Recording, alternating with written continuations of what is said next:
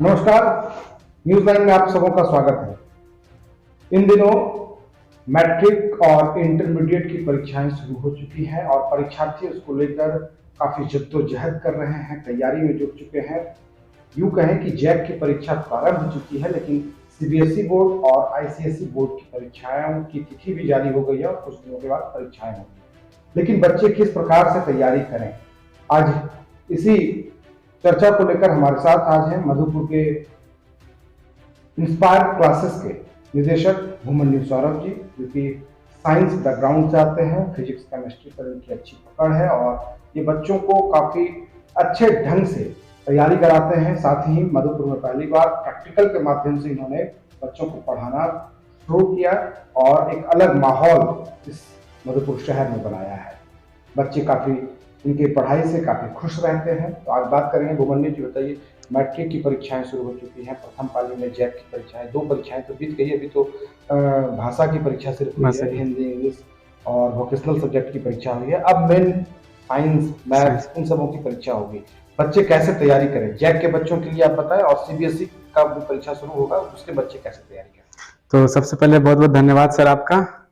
तो जैसा कि अभी जो है बोर्ड का जितने भी बोर्ड्स हैं, जैसे 10th और 12th बोर्ड्स है, सभी बोर्ड्स का जो है एग्जाम का डेट जो है वो करीब आ चुका है। जैसे कि जैक का जो एग्जाम है वो चल रहा है, अभी 2 या 3 पेपर जो है उसके हो चुके हैं, तो मेन पेपर जो है उनका बाकी है। और सीबीएसई और आईसीएसई बोर्ड के जो एग्जाम जो है वो करीब 22-23 जो है फरवरी से स्टार्ट होने वाली है।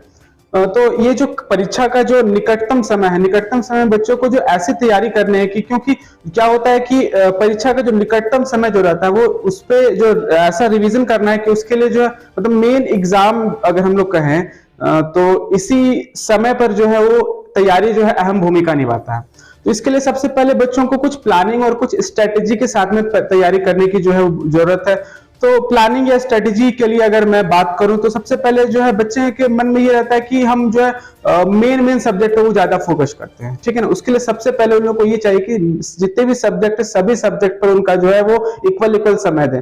कुछ बच्चे ये करते हैं कि इंग्लिश हो गया या हिंदी हो गया, कंप्यूटर साइंस हो गया, ये सब सब्जेक्ट्स को इग्नोर करते हैं, वो ज्यादा उस पर ध्यान नहीं देते, जिसकी वजह से उनका जो परसेंटेज जो है वो थोड़ा घट जाता है उसकी वजह से। इसलिए बच्चों को ये चाहिए कि सभी सब्जेक्ट्स पर जो इक्वली फोकस करें। दूसरी बात ये हो गया कि जैसे कि एग्जाम अभी जो टाइम जो है इसमें नोट्स जो पढ़ते हैं, टीचर्स के नोट्स वगैरह जो पढ़ते हैं, उसमें जो है ये जरूरी है कि बच्चे क्या करते हैं कि कुछ टीचर का अट्रैक्टिव नोट्स लगा, कुछ ये टीचर का अट्रैक्टिव नोट्स लगा, तो सभी नोट्स को वो जो है इकट्ठा कर लेते हैं। और सभी इकट्ठा करने के बाद क्या होता है कि कुछ टीचर का बताने का कंसेप्ट कुछ अलग है, कुछ अलग है, कुछ अलग है, तो सभी मिला जुलाकर जो पढ़ते हैं, जिसकी वजह से उनका जो भी पढ़ा हुआ है वो सब भूल जाते हैं। तो इसलिए जो बच्चे को ये प्रेफर करना चाहिए कि एक पर्टिकुलर जिन्हें भी वो अपना जो है वो फॉलो करते हैं उन टीचर का जो है नोट्स को वो फॉलो करें।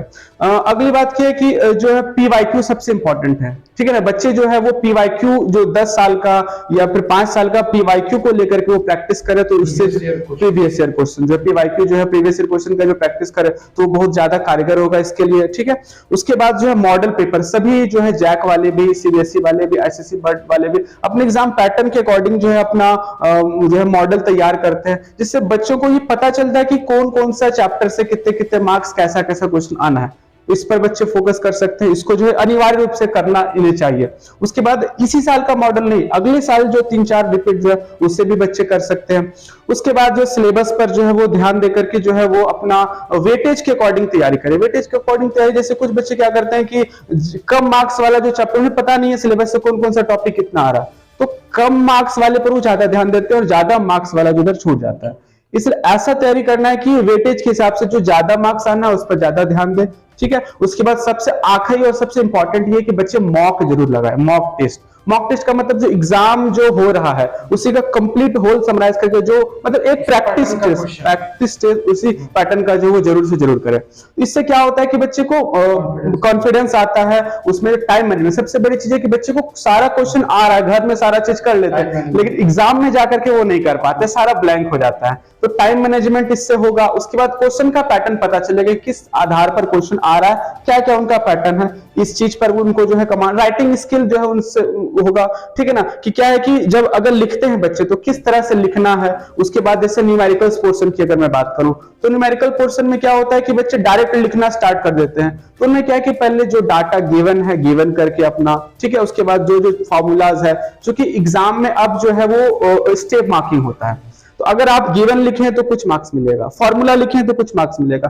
तो इसलिए जो है उन लोगों को ये चाहिए कि मैथ का पैटर्न, हाँ, मैथ्स का, न्यूमेरिकल, फिजिक्स का, केमिस्ट्री का जो भी न्यूमेरिकल्स है, इसलिए जो है गिवंस वगैरह पोर्शन वगैरह को करते हुए करें। तो इससे टाइम मैनेजमेंट का जो है उनको जो है आइडिया हो जाएगा, कैसे टाइम मैनेजमेंट करें वो सब हो जाएगा। तो ये रहा स्ट्रेटेजी। अब अगर हम बात करें कि इंटर की भी परीक्षाएं साथ साथ हो रही हैं और साइंस में कई बच्चे पीसीबी पीसीएम इस प्रकार से रखते हैं, तो वैसे बच्चों को आप किस प्रकार से कहेंगे कि तैयारियों में वो जुटे हैं और कौन कौन सा पोर्शन पर अधिक ध्यान? हाँ, तो क्या है कि जैसे कि मैं फिजिक्स और केमिस्ट्री का फैकल्टी हूँ, तो मैं फिजिक्स और केमिस्ट्री के बारे में जो है ज्यादा फोकस करूंगा।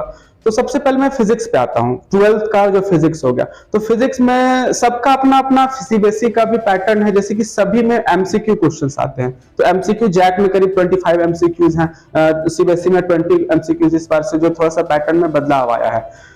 तो एमसीक्यू पर बच्चे ज्यादा समय ना दे, एमसीक्यू से जो है क्या है कि वो थ्योरी पर ज्यादा समय दे, जो सब्जेक्टिव है उस पर ध्यान दे। तो सब्जेक्टिव पोर्शन अगर वो करते हैं तो जरूर मतलब अपने आप वो जो एमसीक्यूज वगैरह उसका सारा कंप्लीट हो जाएगा।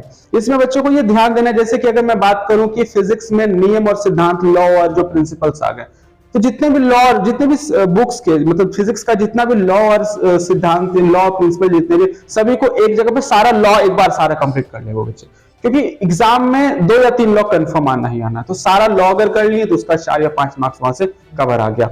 उसका जितने भी डेफिनेशंस वगैरह हो गए, सभी चैप्टर्स के डेफिनेशन का एक कलेक्शन बना के डेफिनेशन से वो कर सकते हैं। डेफिनेशन से 4 मार्क्स या 5 मार्क्स क्वेश्चन रहता है, तो 4-5 मार्क्स डेफिनेशन से उसका हो गया। उसके बाद डेरिवेशन पोर्शंस की बात करूं मैं, तो डेरिवेशंस में जितने भी डेरिवेशंस हैं सभी के, तो सभी डेरिवेशन को जो रिपीटेड डेरिवेशन है, क्योंकि फिजिक्स में बहुत सारा हर चैप्टर में इतना डेरिवेशन है, डेरिवेशन उतना शॉर्ट टाइम में करना मुश्किल है। तो क्या है कि शॉर्ट टाइम की मैं बात बता रहा हूँ, शॉर्ट टाइम में कैसे रिवीजन कर सके वो। तो जितने भी डेरिवेशन में पीवाईक्यू वाले डेरिवेशन, रिपीटेड डेरिवेशन, उसको जरूर से जरूर कर ले। उसके बाद जैसे कुछ मॉडल्स हो गया, कुछ कंस्ट्रक्शन हो गया, कुछ प्रिंसिपल्स हो गया, वो सब कर ले। इन सबसे क्वेश्चंस वो जो है वो आता है।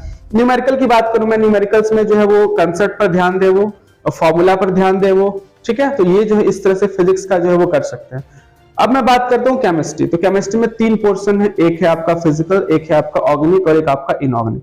उसमें से ऑर्गेनिक सबसे इंपॉर्टेंट है, क्योंकि ज्यादा वेटेज ऑर्गेनिक का होता है। तो मैं पहले ऑर्गेनिक से शुरुआत करता हूं। तो ऑर्गेनिक में क्या है कि मेन जो है उसमें जो है आईयूपीएसी नॉमेनक्लेचर जो है इसमें इंपॉर्टेंट है, क्योंकि जब तक बच्चे नॉमेनक्लेचर नहीं करेंगे उसका, तो उनको जो है वो कंपाउंड्स का आइडिया, कंपाउंड्स को स्ट्रक्चर लिखना, उसके बाद फिर उसका फर्दर जो है रिएक्शंस वगैरह नहीं कर पाएंगे वो।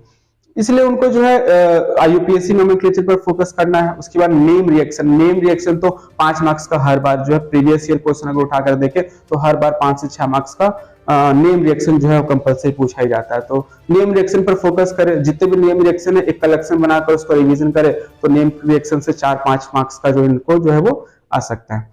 उसके बाद कन्वर्जन के रिएजेंट पर कमांड होना चाहिए बच्चों को। रिएजेंट जितने भी हैं, वैसे तो रिएजेंट बहुत सारे, लेकिन कुछ रिएजेंट जो मेनली जो ज्यादा यूज होते हैं, तो उन रिएजेंट को अगर पढ़े बच्चे तो रिएजेंट से रिएक्शंस वगैरह जो है वो कंप्लीट कवर हो सकता है, कन्वर्जन वगैरह होता है। उसके बाद आते हैं फिजिकल पर। तो फिजिकल पर क्या है कि अच्छा एक पोर्शन इसमें और है कि GOC, general organic chemistry concept वाला, जैसे कि ट्रेंड वाला बात करें, ये इसका ये बॉइलिंग पॉइंट, बेसिक, ये सब जितना भी टॉपिक है वो सब पर कवर करें। उसके बाद मैं बात करूंगा फिजिकल पर। तो फिजिकल पर वही लॉ वगैरह पर फोकस करें ज्यादा से ज्यादा, न्यूमेरिकल्स वगैरह पर फोकस करें ज्यादा से ज्यादा। और बात है इनऑर्गेनिक की। तो इनऑर्गेनिक में बच्चे को जो सबसे पहले जो है इनऑर्गेनिक का जो जितने भी एलिमेंट्स है सभी का जो कॉन्फ़िगरेशन, इलेक्ट्रॉनिक कॉन्फ़िगरेशन है, उस पर फोकस करना है उन लोगों की। कॉन्फ़िगरेशन से क्वेश्चन जो है हर बार आते ही आते हैं। उसके बाद अगर बात करें तो ट्रेंड्स हो गया कि एटॉमिक स्ट्रक्चर हो गया, रेडियस हो गया, ठीक है, उसका इलेक्ट्रोनेगेटिविटी हो गया, ये सब टॉपिक्स से भी क्वेश्चंस आते हैं। तो ट्रेंड वगैरह बच्चे अच्छे से वो कर ले, और सभी का पीवाईक्यू जो है वो जरूर से जरूर लगाए। तो इस तरह से स्ट्रेटेजी फॉलो करके अच्छे से अच्छे स्कोर बच्चे कर सकते हैं। तो ये तो वही जैक बोर्ड के जो छात्र हैं उनके लिए। हाँ। कहीं ना कहीं जैक बोर्ड और सीबीएसई या आईसीएसई की हम बात कर रहे हैं, तो जैक बोर्ड के बच्चे कितनों भी लिख लें, चाहे वो आर्ट सब्जेक्ट हो या फिर साइंस सब्जेक्ट हो, तो उसमें उनको मार्क्स कहीं ना कहीं कम थोड़ा मिलता है। वहीं सीबीएसई के बच्चों में और आईसीएसई के बच्चों में इसके बनिस्बत कहीं अधिक मिलता है। तो वैसे बच्चों को आप किस प्रकार से कहेंगे कि कैसे वो तैयारी करें जो वो अधिक से अधिक और मार्क्स? देखिए क्या था कि ये जो पहले जो था ना, पहले कंसेप्ट अगर 4-5 साल पहले की बात करें तो 4-5 साल पहले ये कंसेप्ट था कि जैक में मार्क्स कम मिलता है, लेकिन अब ऐसा ज्यादातर नहीं रहा कि अब अच्छे बच्चे जो है स्कोर इसमें भी अच्छा कर रहे हैं, क्योंकि पैटर्न दोनों का लगभग सेम कर दिया गया। इसमें कुछ कुछ जो है वो क्वेश्चन का लेवल अगर देखें तो जैक का लेवल थोड़ा सा कम रहता है। तो ये पैटर्न अगर सीबीएसई का पैटर्न को फॉलो करके पढ़े तो बच्चे इसमें भी जो अच्छे से अच्छे स्कोर कर रहे हैं। पहले इनका होता था कि मार्क्स कम, अब जो अच्छे स्कोर बच्चे कर रहे हैं। हाँ, 80-90 तक जो बच्चे कवर कर लेते हैं।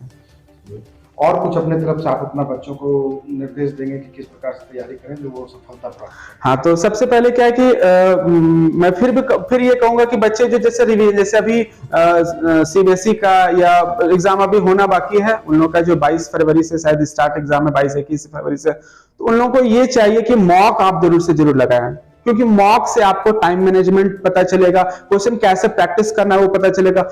ठीक है, एक मॉक जो है मतलब जब भी समय आपको मिले 3 घंटा का मॉक एक बार मतलब हर डेली एक मॉक लगाते चले। तो ये बच्चों का रहा कि मॉक जरूर से लगाए। रिवीजन करने के बाद मॉक, रिवीजन करने के बाद मॉक, सब टॉपिक का जितना भी रिवीजन के बाद मॉक जो वो अनिवार्य कंपल्सरी रूप से वो लगाए, क्योंकि मॉक जो है बहुत जरूरी है। उसके बाद में बच्चों के अलावा जो गार्जियन से भी जो मैं जो कहना चाहूंगा कि बच्चों पे ज्यादा प्रेशर ना करें, ठीक है कि, और अधिकतर ये देखा जाता है कि गार्जियन जो है दूसरों से कंपेयर करते हैं बच्चों को कि तुम उसका उतना आया, तुम्हारा इतना कम क्यों आया, तो इससे बच्चा जो डिप्रेस हो जाता है, अपने आप को लो फील करने लगता है। इसलिए गार्जियन से ये रहेगा रिक्वेस्ट कि बच्चों से जो है वो ज्यादा जो है उनसे दबाव ना करे, ठीक है, वो नहीं करे। तो यही जो है गार्जियन से अपील रहेगा कि जो है बच्चों पर जो ज्यादा दबाव ना दे, उन्हें जो है फ्री छोड़ दे, वो जैसे पढ़ रहे हैं उन्हें ध्यान दे, बस उनको जो है उसका जो मोटिवेट करें, डाइट हो गया उनका, उस पर जो ध्यान दे। तो ये थे हमारे साथ अभिमन्यु जी, इन्होंने काफी अच्छी तरीके से बताई किस प्रकार से परीक्षा के समय में तैयारी करनी है और किन पोर्शंस पर अधिक ध्यान देनी है। फिजिक्स केमिस्ट्री को लेकर खास तौर पर इन्होंने बताया, मैथ को लेकर के भी, मैथ भी आप पढ़ाते हैं, मैथ में कौन से टॉपिक पर, कौन से पोर्शन पर अधिक बच्चे ध्यान दे सकते हैं? बेसिकली मेरा मैथ्स जो है, मैं मैथ्स में मेनली मैं फिजिक्स और केमिस्ट्री लेता हूँ, लेकिन मैथ्स में जो है कैलकुलस, जहां तक मेरा आइडिया है जो मैं अनुभव करता हूँ, कैलकुलस जो है वो इंपॉर्टेंट है, कैलकुलस पर ज्यादा फोकस करें।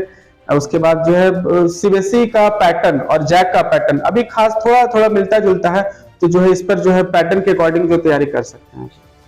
तो बिल्कुल ही इन्होंने बिल्कुल सारी बातों को बारीकी से समझाई। आप इनके बातों पर ध्यान दें, और अगर आप इनके बताई बातों पर ध्यान देते हैं तो आप इन आने वाली परीक्षाओं में, या जो चल रही हैं परीक्षाएं, इन परीक्षाओं में आप अधिक से अधिक अंक प्राप्त कर सकते हैं।